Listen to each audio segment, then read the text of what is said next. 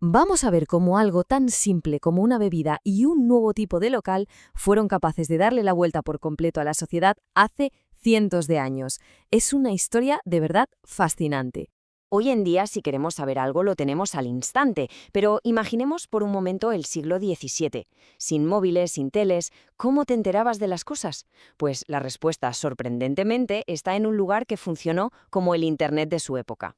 Para entender el impacto tan brutal que tuvo el café, primero tenemos que hacer un pequeño viaje en el tiempo y ver cómo era la vida social antes de que llegara. Y el centro de todo, el lugar de reunión por excelencia, eran las tabernas. Antes del café, la vida social giraba en torno a las tabernas. La bebida principal, claro, era el alcohol.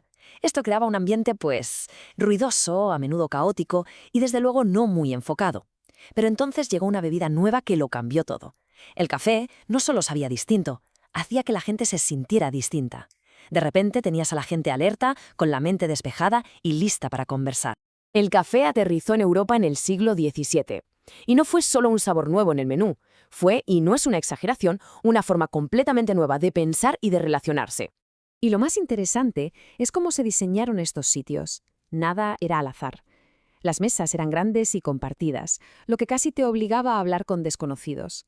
No había reservados ni zonas VIP. El espacio era democrático, para todos por igual. Y además, las paredes estaban repletas de periódicos y panfletos. El ambiente perfecto para que las ideas fluyeran. En muy poco tiempo, estas cafeterías se convirtieron en el corazón de la información. Funcionaban, para que nos entendamos, como una especie de red social primitiva, un lugar donde las noticias corrían como la pólvora. A ver, en esa época los periódicos eran carísimos, un lujo, pero los dueños de las cafeterías se suscribían a todos. Así que cualquier persona, por lo que costaba un café, tenía acceso a información que de otra forma sería imposible conseguir. A menudo alguien leía las noticias en voz alta y se generaban debates al instante. La información se hacía viral. Todo este ambiente dio lugar a un concepto súper potente, la esfera pública. ¿Y qué es esto? Suena un poco técnico, pero es fácil. Es básicamente un espacio donde la gente puede juntarse y debatir libremente sobre los temas que importan a la sociedad, sin que el gobierno meta mano. Es el lugar donde la opinión pública empieza a nacer y a tener fuerza. Y aquí está la clave de todo. Dentro de una cafetería, daba igual si eras un comerciante rico o un aristócrata con un título nobiliario.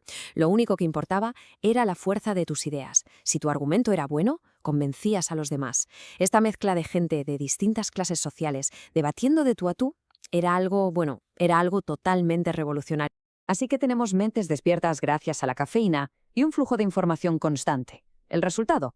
Pues que las cafeterías se convirtieron en auténticos laboratorios de ideas que iban a dar forma al mundo moderno, en los negocios, la ciencia y el arte. Muchas cafeterías serán en la práctica, oficinas. Allí se cerraban negocios internacionales, se firmaban contratos. De hecho, algunas de las instituciones financieras más importantes del mundo, como el mercado de seguros Lloyds de Londres, empezaron como una simple cafetería donde se juntaban comerciantes y capitanes de barco.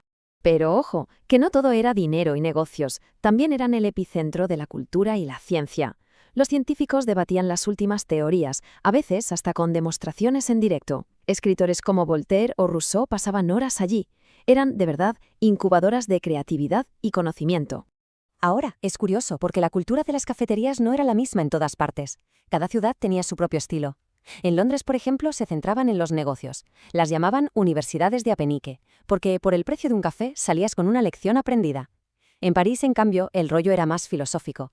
Y en Viena eran lugares de calma, donde la gente podía pasarse el día entero leyendo.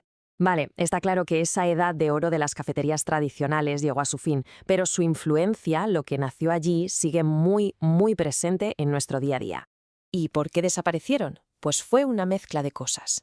Hacia finales del siglo XVIII los periódicos se hicieron mucho más baratos, así que la gente ya podía leerlos en casa. Además, las clases altas empezaron a buscar sitios más exclusivos y crearon sus propios clubes privados. Y para rematar, el té se puso de moda como la bebida para tomar tranquilamente en el hogar. Aunque ese modelo original de cafetería se fue apagando, las ideas que habían nacido allí dentro, cosas como la libertad de expresión, el debate abierto, el acceso a la información, se habían convertido ya en los cimientos de la sociedad moderna. Pensemos un segundo en ello. La idea de que la prensa debe ser libre y no estar controlada por el poder. El concepto de que la opinión de la gente cuenta y puede influir en los gobiernos. Incluso algo tan moderno como ir a una cafetería a trabajar con el portátil, bueno, pues todo eso tiene su origen en aquellos locales del siglo XVII. Así que la próxima vez que estemos en una cafetería, vale la pena mirar alrededor y pensar, ¿y si la próxima gran idea que cambie el mundo no nace en un laboratorio de Silicon Valley, sino que están haciendo justo ahí, en la mesa de al lado, con el simple impulso de una taza de café?